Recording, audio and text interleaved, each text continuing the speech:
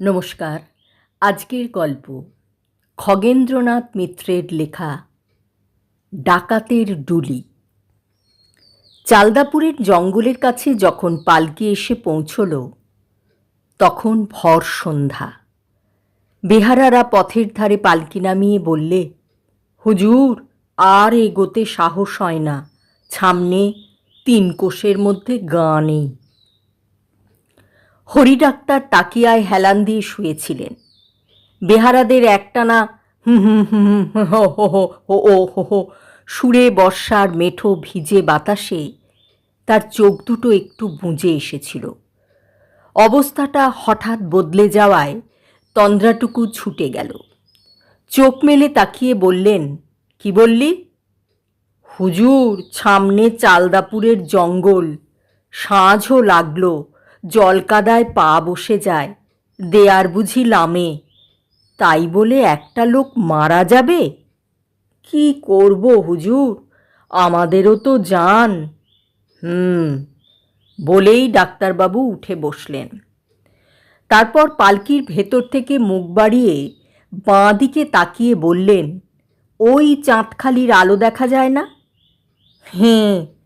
এমন সময় দূরে একপাল শেয়াল তারস্বরে ডেকে উঠল। ডাক্তারবাবু বললেন, ওখানে যেতে পারবি?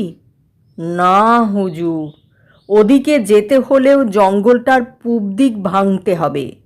বটে, জঙ্গলে আছে কি? হুজুর, রাতের বেলায় যেনাদের নাম করতে নেই, পূব দিকে আছেন তেনারা, আর মাঝ বরাবর হলো টিয়ের আড্ডা, আমরা যাব না। তাই বলে একটা লোক বিনা চিকিৎসায় মারা যাবে? গায়ের ঘাম মুছতে মুছতে একজন বেহারা বলল, কি করব হুজুর, ঘরে ছেলেপুলে ছেড়ে এসেছি।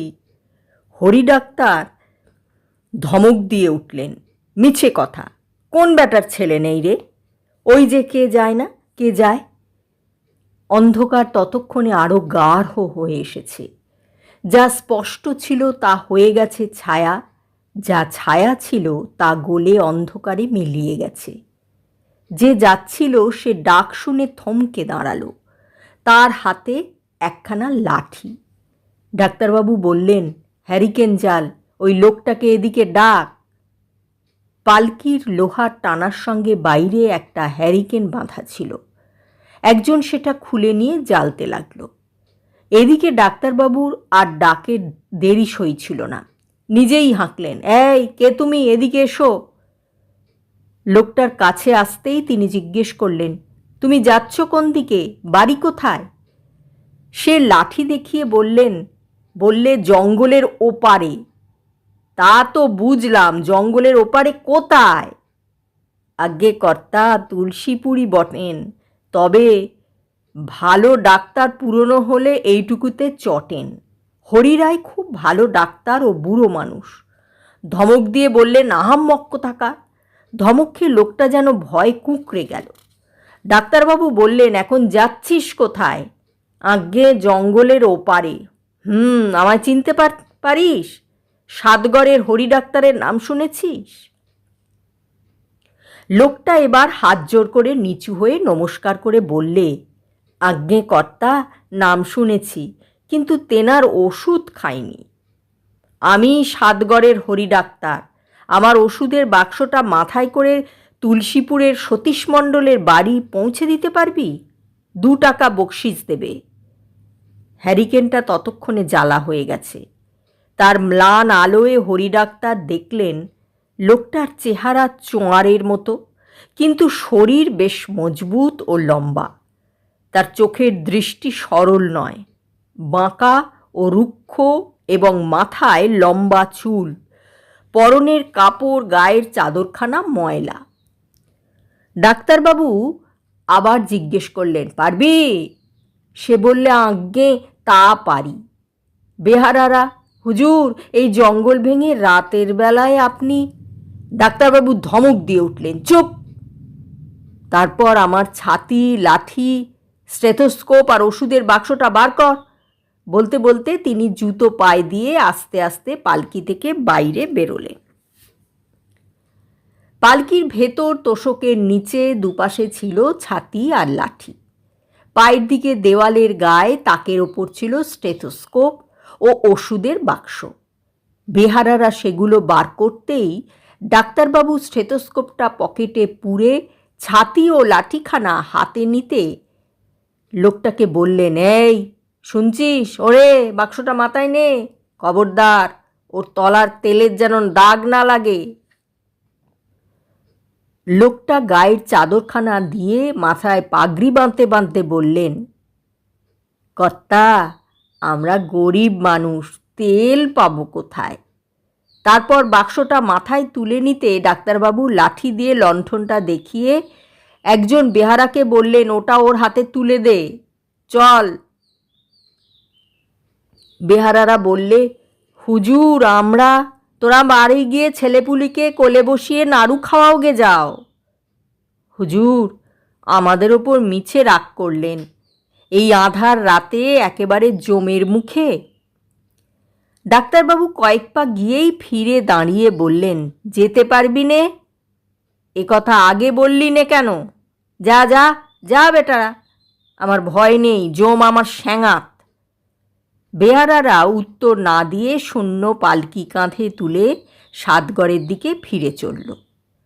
কিন্তু তাদের পা আর চলে না, ভয় বুক দুরুদুরু করছে। মনে মনে বলতে লাগলো, আজকে রাতে এক মহা সর্বনাশ হবে। জয় মা কালী। সেদিন সকাল থেকে সারাক্ষণই বৃষ্টি হয়েছে। বিকেলের দিকে কিছুক্ষণের জন্য ধরেছিল, আবার ঝুরঝুর ঝুরঝুর করে বৃষ্টি নামল। হরি ডাক্তার ছাতা খুলে মাথায় নিলেন। বাক্সটার উপর ছিল অয়েল ক্লথের ঢাকনি। যেতে যেতে ডাক্তারবাবু একবার ঘাড় ফিরিয়ে এদিক ওদিক তাকালেন। কিছুই দেখতে পেলেন না। অন্ধকারে ও বৃষ্টিতে সব চুপসে মুছে ধেবড়ে কালো হয়ে আছে। হ্যারিকেনের আলোয় যেটুকু দেখা যায় সেটুকুর দৃশ্য বিশ্রী। কেবল জল, কাদা, ঝোপ, জঙ্গল, মাঝে মাঝে দু একটি বড় গাছ। এরপর বাহকের কোমর থেকে পা দুখানা সুদীর্ঘ কালো ও মোটা ছায়া নাচতে নাচতে চলেছে। বাতাস উঠেছিল, চারধার থেকে বৃষ্টিবিন্দুর টুপটাপ শব্দ, ভিজে ডালপালার দীর্ঘশ্বাস এবং ব্যাঙ ও ঝিঁঝির সরু মোটা নানা রকমের ডাক শব্দ একসঙ্গে জোট পাকিয়ে গেছে। ডাক্তারবাবু অনুমান করলেন দুজনে চালদাপুরের জঙ্গলের মধ্যে এসে পড়েছে। তবুও জিজ্ঞেস করলেন, কোথায় এলাম রে? কর্তা, চালদাপুরের জঙ্গলে, ওই বাঁয়ে শিবকালীর পাট, বললে লোকটা। ডাক্তারবাবু সেদিকে ফিরে তাকালেন, কিন্তু অন্ধকারে দেখবেন কি? হঠাৎ তার মনে পড়ল এতক্ষণ লোকটার নাম জিজ্ঞেস করা হয়নি। বললেন, তোর নাম কি রে? কর্তা, আমরা গরিব লোক, আমাদের আবার নাম কি? ডাক্তারবাবু মনে মনে বললেন, বেটা আচ্ছা আহাম্মক তো। প্রকাশ্যে বললেন, তবুও আগে বুনো। কর্তা একটু ডান দিক ঘেঁষে আসবেন, বাঁয়ে গর্ত। ডান ধারে ঘেঁষে যেতে যেতে ডাক্তারবাবু থমকে দাঁড়ালেন। বললেন, বুনো, ও কিসের শব্দ রে? কে কাঁদছে না? সত্যি একটা শব্দ শোনা যাচ্ছিল, কে যেন দূরে কোথায় কাঁদছে। আহা হা হা হা, আহা হা হা হা। বুনো সমানে চলতে লাগলো। ডাক্তারবাবুর কথার জবাব দিলে না। হ্যাঁ হ্যাঁ, নিশ্চয়ই কাঁদছে। এই দাঁড়া, ওই শোন আর্তনাদ। লোকটা বললে, কর্তা চুপচাপ চলে আসুন, এখনো শিবকালীর পাট ছাড়াইনি। বাতাসের সজল সুরে শব্দটা প্রায় মিশে গিয়েছিল। ডাক্তারবাবু ভাবলেন, তবে কি সত্যি চালদাপুরের জঙ্গলের পূবে তিনি মাথা নিচু করে চলেছেন। কিছু দূর গিয়ে হঠাৎ বার দুই পেঁচার ডাক শুনতে পেলেন, একটা কাছে আর একটা দূরে। পেঁচা রাতের বেলাতেই ডাকে, এতে আর ভয়ের কি? তারপর আরও কিছু দূর গিয়ে একটা সুতীক্ষ্ণ শীষের শব্দে ডাক্তারবাবু চমকে উঠলেন। শব্দটা বাতাসে পাতায় পাতায় ছড়িয়ে ডালের ফাঁক দিয়ে, বনের তলা দিয়ে, গাছের ওপর দিয়ে উড়ে গেল। ওই দূর থেকেও শীষ ভেসে আসছে। আবার একটা পেঁচা ডেকে উঠল। ডাক্তারবাবু হাঁকলেন, এই বুনো, দাঁড়া। বুনো ফিরে দাঁড়ালো। কিছু বুঝতে পারছিস? না কর্তা। আবার দূর থেকে শীষ ভেসে এলো। ডাক্তারবাবুর এবার আর সন্দেহ রইল না। তিনি 32 বছর ডাক্তারি করেছেন। এ পথেও বার কয়েক এসেছেন, তবে দিনের বেলা। কিন্তু এরকমটা কখনো হয়নি। নিশ্চয়ই আজ তিনি টিয়ার হাতে পড়েছেন। এই বুনো। কিন্তু তার কথা শেষ না হতেই পাশের ভিজে জঙ্গল থেকে দুটি ছায়ামূর্তি এসে সজোরে তার হাত দুখানা চেপে ধরল। বুনো তৎক্ষণাৎ ধমক দিয়ে উঠল, খবরদার, সরে দাঁড়া, কেউ ওর গা ছুঁবিনি। লোক দুটো চট করে সরে দাঁড়ালো। বুনো হেরিকেনটা ওপর দিকে তুলে বললে, কর্তা, সঙ্গে কি আছে? ডাক্তারবাবু বুনোর মুখের দিকে চোখ তুলে বললেন, একটা ঘড়ি আর রূপোর চেন, কয়েকানা পয়সা, চশমা জোড়া। বুনোর মাথায় তখনও ওষুধের বাক্সটা ছিল। সে তীক্ষ্ণ চোখে ডাক্তারবাবুর মুখের দিকে তাকিয়ে বললেন, আর কিছু নেই। হরি ডাক্তার মিছে কথা কয় না। এই বিচ্ছু, বাক্সটা ধর, বুড়োটার কাপড় চোপড় তালাশ কর। বিচ্ছু বাক্সটা বুনোর মাথা থেকে নিজের মাথায় তুলে নিতেই বুনো ডাক্তারবাবুর সামনে এগিয়ে এলো। হরি ডাক্তার বললেন, তুই বুঝি টিয়া? হ্যাঁ গো মশাই। এইবার দাও তো, সঙ্গে কি আছে? হরি ডাক্তার চেনটা বুক থেকে খুলে ঘড়ির বুক পকেট থেকে বার করে টিয়ার হাতে দিতে দিতে বললেন, সবে তোর কি হবে? বেচলে 10টা টাকাও পাবি নে। ওই সঙ্গে তোমার জামাটাও, জানটাও খাবো। তাতে কি লাভ হবে? যে লোকটা চিকিৎসার জন্যে যাচ্ছি, মাঝ থেকে সেই মারা যাবে। তার চেয়ে এক কাজ কর, আমি রোগী দেখে ফিরে আসি। সেখানে যে টাকাগুলো পাবো সেগুলো আর এই সব তোকে দিয়ে যাব। ওরে বংশী, বুড়োটার রগরের কথা শোন। প্রাণ দিতে কেউ ফিরে আসে? ওই করে পালাতে চাও জাদু? পালাবার হলে জঙ্গলে রাতের বেলা ঢুকতাম না রে। 56 বছর বেঁচেছি, আরও 2-4 বছর না বাঁচলে ক্ষতি কি? ছেলেটা ছিল, সেটাও তো মারা গেছে। তবে আর দেরি কেন, এখনই মরো। বলেই টিয়া তার হাতের মোটা লাঠিখানা তুলল। দেখ টিয়া, জমের সঙ্গে যুদ্ধ করতে আমার বড় আনন্দ হয় রে। ওটা আমার অভ্যাস হয়ে গেছে। একবার রোগীকে দেখব, যদি আমার কথা কিছু শুনে থাকিস তাহলে এটা নিশ্চয়ই শুনতে পেরেছিস, হরি ডাক্তারের যে কথা সেই কাজ। আমি ঠিক ফিরে আসব। টিয়া কি যেন একটা ভাবলে, তারপর বললে, আচ্ছা, আমি তোমায় এখান থেকে ডুলিতে চড়িয়ে তুলসীপুর নিয়ে যাব। সেই ডুলিতেই আবার ফিরে আসবে। কিন্তু খবরদার, আমার যদি কোনো ক্ষতি হয় আর যদি ফিরে না আসো, তাহলে তোমার ঘর বাড়ি জ্বালিয়ে তোমায় খুন করে গাছে টাঙিয়ে রাখবো। কেউ ঠেকাতে পারবে না। হরি ডাক্তার খুব সহজ সুরে বললেন, আচ্ছা। বুনো বললে, ওরে বংশী, ডুলিয়ান, হিরু আর মদ্দাকেও ডেকে আনবি। মিনিট 10 মধ্যেই একখানা ডুলি এলো। ডাক্তারবাবু তাতে উঠে বসলেন।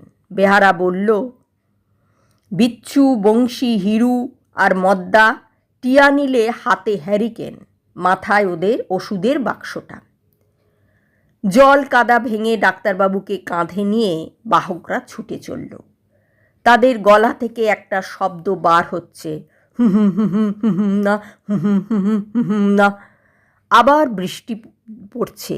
দূরে শেয়াল ডেকে উঠল। ডাক্তারবাবু চুপ করে বসে ভাবছেন, এ মন্দ নয়। গল্পে শুনেছি ভূতের ওঝারা ভূতের পালকি চড়ে বেড়ায়। আমি চলেছি ডাকাতের ডুলিতে। রাত তখন 12টা হবে। জঙ্গলটা শেষ হয় আর কি। এমন সময় হঠাৎ চারধার থেকে মশাল ও বন্দুক হাতে একদল লোক ডাক্তারবাবুর ডুলি ঘিরে হাঁকলে, এই খাঁড়া রহ। বাহকরা স্থির হয়ে দাঁড়ালো। হরি ডাক্তার ডুলি থেকে মুখ বার করে দেখেন সামনে দারোগা সাহেব, হাতে পিস্তল। দারোগা সাহেব হরি ডাক্তারকে দেখেই বললেন, তাজ্জব ব্যাপার, ভেবেছিলাম ডুলিতে টিয়া বেটা বউ সেজে পালাচ্ছে, তার বদলে আপনি। হরি ডাক্তার বললেন, হাঁক শুনে আর মশালের আলো দেখে আমারও বুক কাঁপছিল, বুঝি ডাকাতটার হাতে পড়লাম। এখন দেখছি আপনি, আপনার সাহস আছে ডাক্তারবাবু, এই রাতে জঙ্গল ভেঙে চলেছেন কোথায়? কি আর করি বলুন, যাচ্ছি তুলসীপুর সতীশ মণ্ডলের বাড়ি, তার ছেলের কলেরা। জানেন তো আমরা ডাক্তার মানুষ, জমের শ্যাঙাত, আমাদের সময় অসময় কিচ্ছু নেই। আপনি এমন অসময়ে এই জঙ্গলে? খবর পেয়েছি বেটা এখনও এই জঙ্গলে আছে। আপনার ডুলি কোথাকার? সাতগড়ের। পালকিতে এলেন না কেন? পাওয়া গেল না। বটে, আপনার ডুলির বেহারাগুলোর চেহারা কিন্তু ভালো নয়। যেটার মাথায় বাক্সটা আছে সেটা ঠিক। ডাক্তারবাবু দারোগা সাহেবের মুখের কথা কেড়ে নিয়ে হাসতে হাসতে বললেন, কোনোদিন হয়তো বলবেন আমার চেহারাটাও খুনির মতো। দারোগা সাহেব হাঁকলেন, এই জমাদার, ডাক্তারবাবুকে জানিয়ে দেও। নমস্কার। প্রতি নমস্কার। ডাক্তারবাবু হাঁকলেন, ওরে শশী, পা চালিয়ে চল, বেটারা এখানেই রাত কাবার করবি? বেহারারা এবার আরও জোরে শব্দ করতে লাগলো, হুম হুম হুম হুম হুম না, হুম হুম হুম হুম হুম না, হুম হুম না, হুম না। তাদের পা আরও জোরে চলছে। তারপর তারা ডাক্তারবাবুকে নিয়ে যখন তুলসীপুরের সতীশ মণ্ডলের বাড়ি গিয়ে পৌঁছল, তখন রাত ঠিক 1টা। চারধারে নিঝুম, কেবল দূর থেকে চৌকিদারের হাঁক ভেসে আসছে। মণ্ডল মহাশয়ের বৈঠকখানার বারান্দায় বসে কে যেন ফুরুত ফুরুত শব্দে হুঁকো টানছিল। তার পাশে একটা হেরিকেন জ্বলছে। বারান্দার এক কোণে একটা কুকুর শুয়েছিল। বেহারারা ডুলিখানা অন্ধকারে উঠোনে নামাতেই কুকুরটা ঘেউ ঘেউ করতে করতে উঠে দাঁড়ালো। যে লোকটা হুঁকো টানছিল সে বললে, কে এলো? বংশী বললে, সাতগড়ের ডাক্তারবাবু। লোকটা ব্যস্ত হয়ে উঠল। সে ভিতর বাড়ির দিকে চলে যেতেই ডাক্তারবাবু ডুলি থেকে বেরিয়ে এলেন। টিয়া হঠাৎ তার কাদামাখা পা দুখানা জড়িয়ে ধরে বললে, কর্তা, আপনি আমার মা বাপ, এই পা ছুঁয়ে কিরে করে গেলাম, আমার জান থাকতে কেউ আপনার ক্ষতি করতে পারবে না।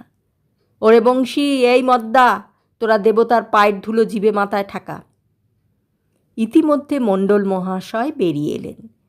দেখতে দেখতে টিয়ার দল হাওয়া। পরদিন সন্ধেবেলায় ডাক্তারবাবু সাতগড়ের নিজের বৈঠকখানার বারান্দায় জলচৌকির ওপর বসে তামাক খাচ্ছেন। দুপুরে তুলসীপুর থেকে আসবার পথে শুনেছিলেন পুলিশ চালদাপুরের জঙ্গলে টিয়ার আড্ডার সন্ধান পেয়েছে, কিন্তু কাউকে ধরতে বা কিছুর উদ্ধার করতে পারেনি। তিনি নিজেই মনে মনে বলে উঠলেন, বেটা বাহাদুর। এমন সময় একটা ছায়ামূর্তি অন্ধকারে উঠোনের ওপর দিয়ে এসে তার চৌকির সামনে একজোড়া মস্ত ইলিশ মাছ ও 4টে আনারস রেখে মাটিতে ঢিপ করে মাথা ঠুকিয়ে মিলিয়ে গেল। এটা 50 বছর আগেকার ঘটনা। এখন সে ডাক্তারবাবু ও টিয়া কেউই নেই। সেখানে গেলে শিবকালীর পাঠ আজও দেখা যায়। শেষ হলো গল্প পাঠ। গল্পটি যদি ভালো লেগে থাকে, কমেন্ট, শেয়ার, লাইক দিয়ে আমার পাশে থাকবেন।